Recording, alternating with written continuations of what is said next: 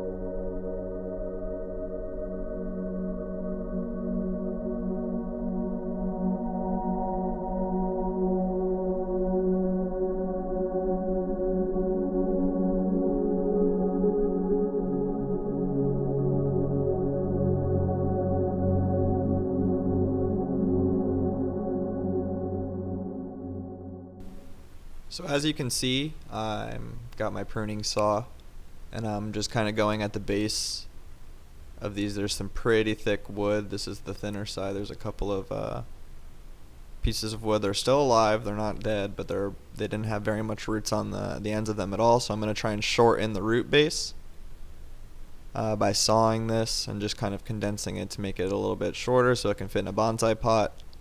As you can see, I'm not bare rooting the tree. I don't bare root any of my trees really when I do repotting, just kind of to preserve everything that's going on inside of the root system and kind of keep it healthier when it goes back in the pot.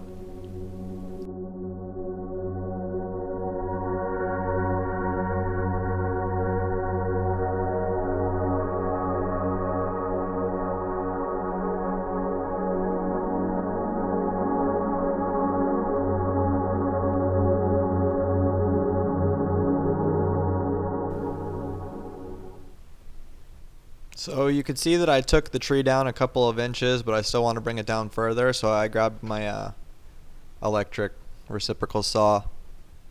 That was getting pretty tiring to use the pruning saw on this base. This wood is pretty thick. As you can see, there's a couple of inches of base, so I just used the electric saw to try and reduce it even further. You can see that the root line is still above this area that I'm working. I'm not running into really any of the finer roots while I'm sawing this. And again, you can see from this angle it's like another inch or so down. I think that I take it a little bit further, but this is pretty much as far as I can go, and since the tree is kind of big anyway, I don't really care about reducing it too intensely beyond this.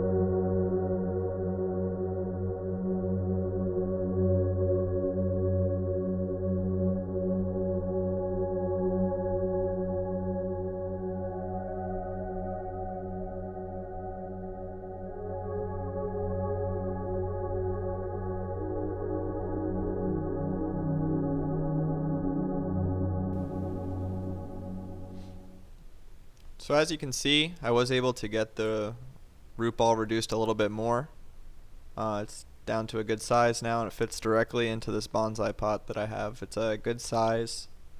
It's a good proportion for the canopy, and so I don't really need to take it down any further than this. I'll definitely work on clearing out the root sections that have that, regular potting soil in there right now, but for now I'm just going to let the new roots expand into the bonsai soil that I put in.